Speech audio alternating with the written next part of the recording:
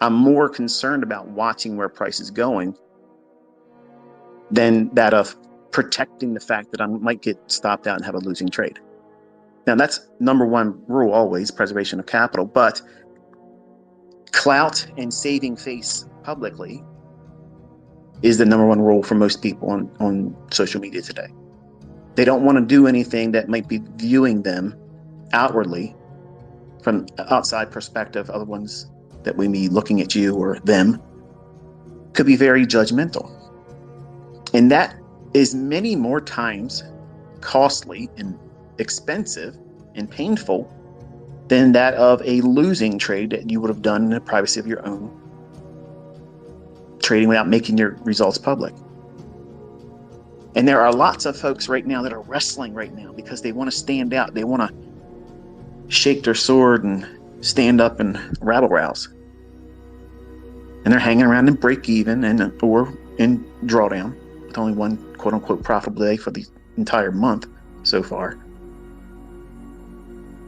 And they're the loudest to talk. And they'll tell you that you're not going to hear sound good advice here when I execute on the sound good advice that I teach. So when you watch a video by me, okay, consider how much information I have on the chart, because it's pertinent to you getting the higher time frame perspective. Everything that's salient, unless I'm doing like, what do you see? Like I'm zeroed in on a small little segment of a price fractal at that time. But when I'm doing a trade and I'm managing the trade, I'm allowing you to see all of the information that I believe that would be useful to you, because I teach grading price swings.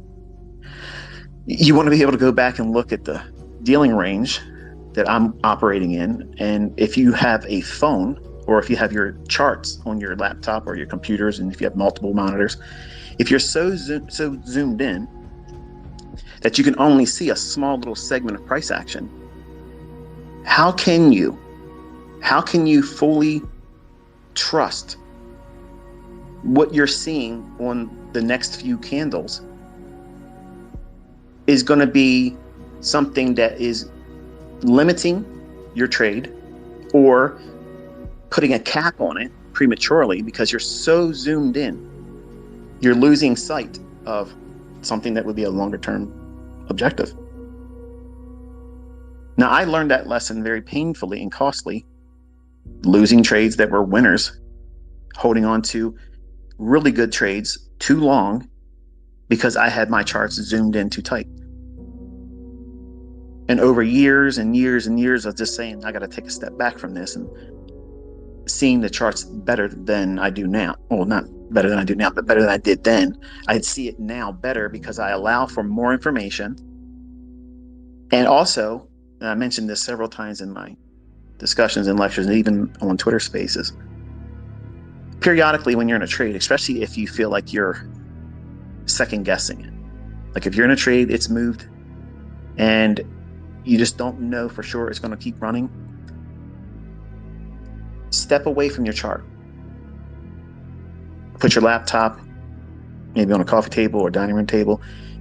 Take a little bit of a distance between you and it and look at it further away. Put more data on the chart and then kind of get a feel for where you are at that moment. Many times it'll give you a different perspective, and you'll see, if you understand how to read price action, you'll see that what you're fearful of, because you're so zoomed in and you're watching that 1 or 5 minute chart and it's fluctuating around a lot because it's zoomed in, and it's causing your brain to pump out this adrenaline and or up to the point of releasing cortisol, which is a stressful hormone. In the last Twitter space, I talked about managing anxiety attacks and panic attacks. And when you're in trades, whether they're profitable or losing, you're pumping chemicals constantly into your bloodstream. And if you are not used to that incurred risk while trading, it can cause you to be, number one, emotional, psychologically amped up, and you're going to make something that is very insignificant paramount. It's going to be a huge thing when it isn't. And typically, for those that want to use a stop loss correctly, we're not concerned about ramming up the stop real quick to lock in anything, because we're allowing the market to move around and gyrate. And you watched the trade this morning that I had a very specific fair value gap that I did not want to see come back into, and I certainly didn't want to see it close that fair value gap. So when my stop was trailed up, it was trailed up to the bottom of the fair value gap that I did not want to see fill in. My annotation in the fair value gap was, it must remain unfilled for me to trust it, because it's a Friday. Everybody else wanted to go short. They gave you the carrot this morning right at 9:30. They dropped it real quick, took it below the 9 o'clock low. Sell side was purged. The 6:30 low purged. Everything looked like it was a sell to anybody looking at that chart.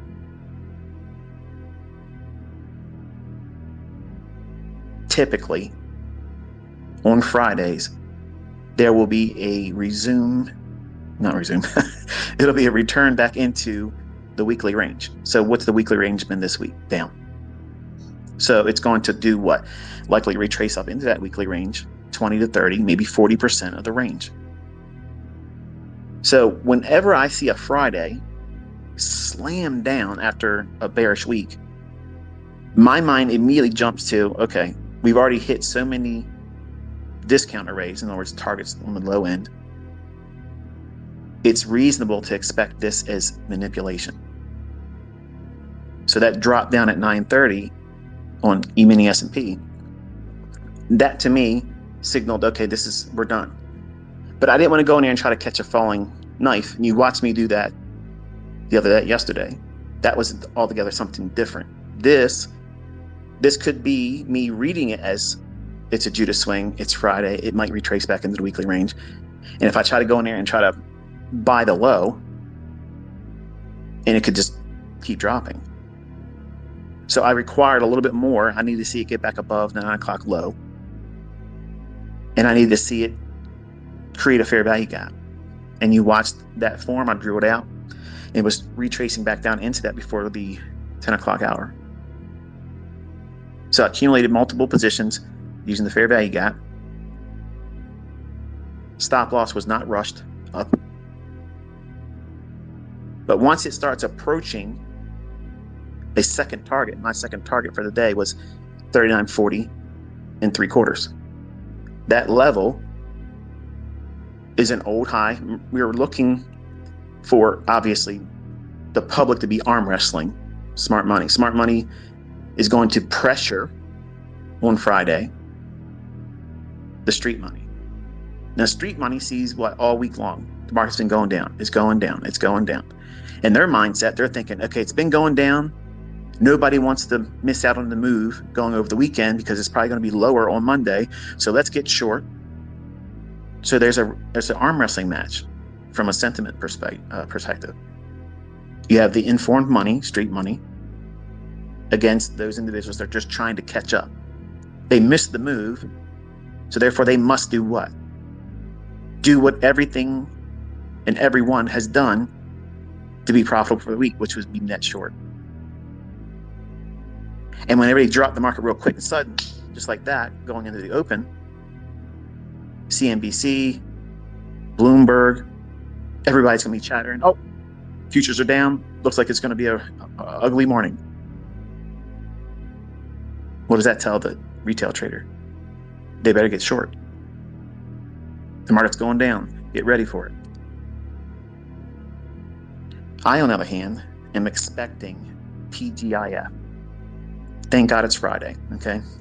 What that means is this is a little quirky expression for the likelihood of a retracement back into the weekly range. So the weekly range is being majority lower. So it's going to do what? Retrace back up into that range a little bit. 20 to 30%, as much as 40% of the weekly range. Now, once I see the move start panning out, and if you haven't watched the video I've uploaded on Twitter, I've already shared it. It's been recorded. You can watch me manage it. I give you my views about it. And it's actually trading in a high resistance liquidity run. Now, you probably heard this term, low resistance liquidity run. That's what I teach my students. That's what I like to trade in, those environments where it's just really, really easy to get in, get the stop placed. It quickly runs to your profit objectives and partials. And usually the trade's over like pretty quick. High resistance liquidity runs have much more deeper retracements. They tend to consolidate a lot. They chop around, then move a little bit, go to a new level, then consolidate and chop and then move again. That is a high resistance liquidity. It doesn't mean, obviously, you can see I can find profitability in that, but I try to steer my students when they're first learning away from these market conditions. Now, you might think, and I've read several people over the last 2 days, they're chit-chatting in tweets.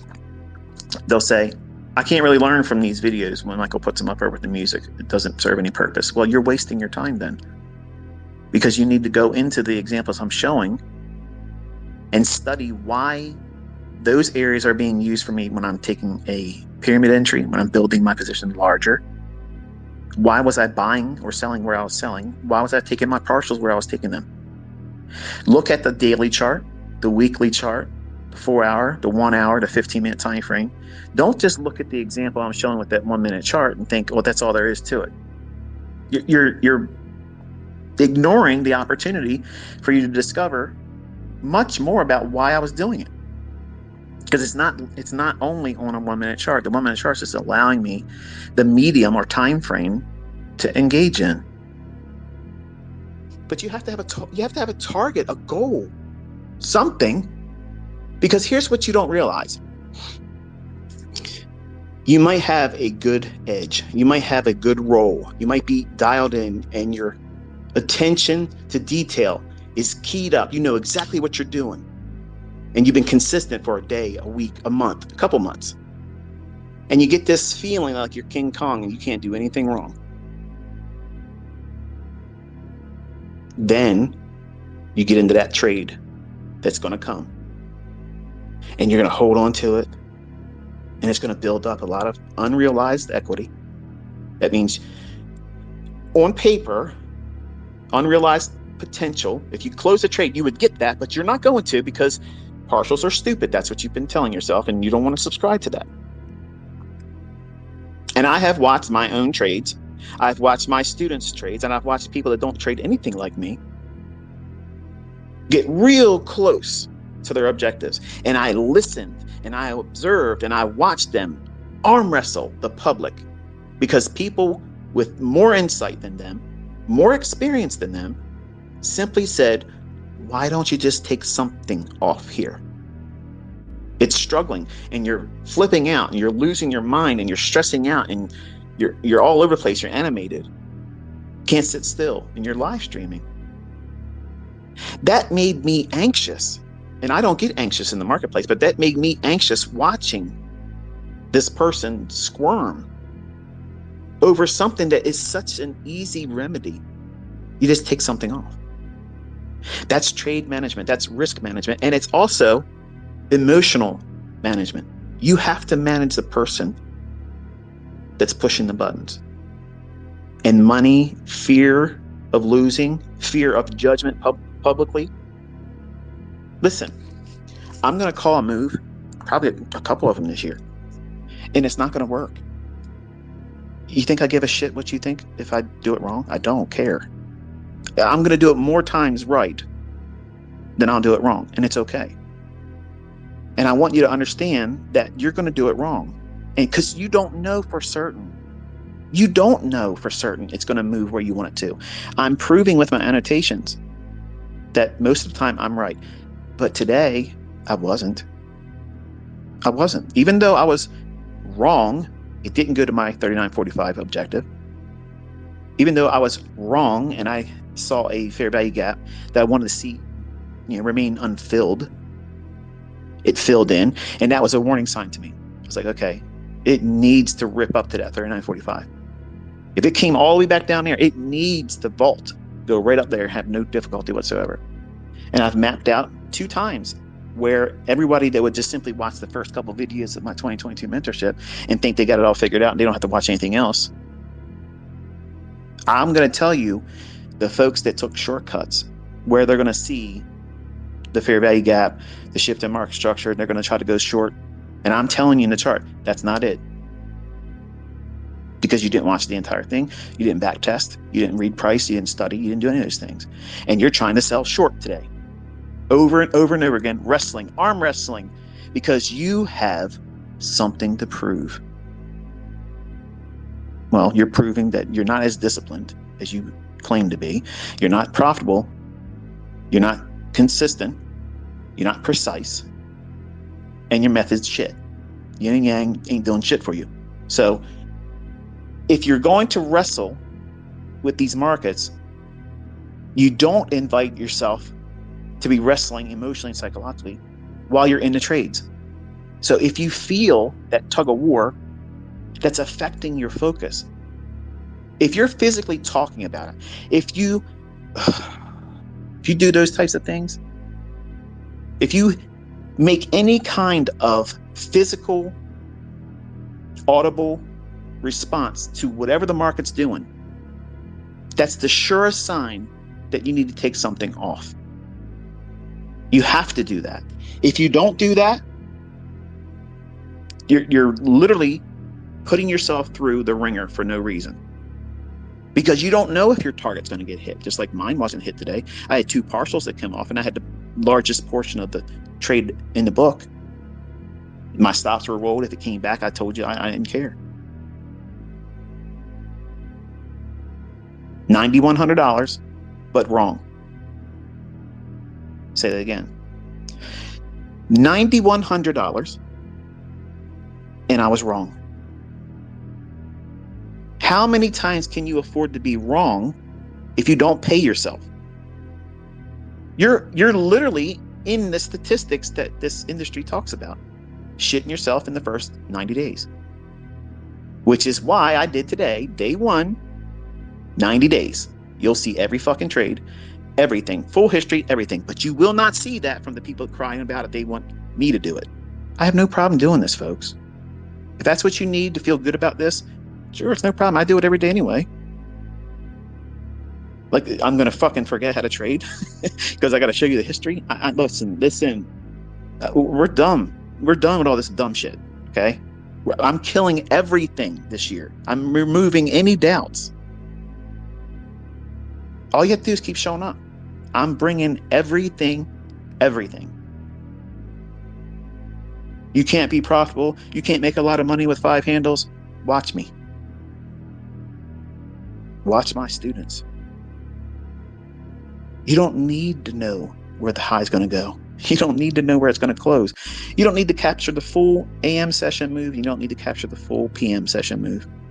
You don't have to be right on your direction. You can be wrong, get in alignment and say, okay, I was wrong there, and you reverse it and do half the position size that I just took a loss on, and end up making more money than you probably would have done if it would have moved in your favor. This is what I'm talking about when many of you are getting into this industry and you don't really know what you're doing and you don't know what to expect, and you listen to these yahoos on the internet. They have no idea what they're doing. These people that can't prove that they can trade profitably, they're the one giving you advice. They're the ones telling you what you're seeing didn't happen. That's lunacy. Like, that is lunacy. Like, that is some Tom Cruise jumping on the couch shit right there. Okay? Like, these are the people you're going to listen to. Just look at this week, folks. I didn't get lucky this week. We're going to do a whole year of this. You need to think about who you're giving your time and attention to. You need to guard it.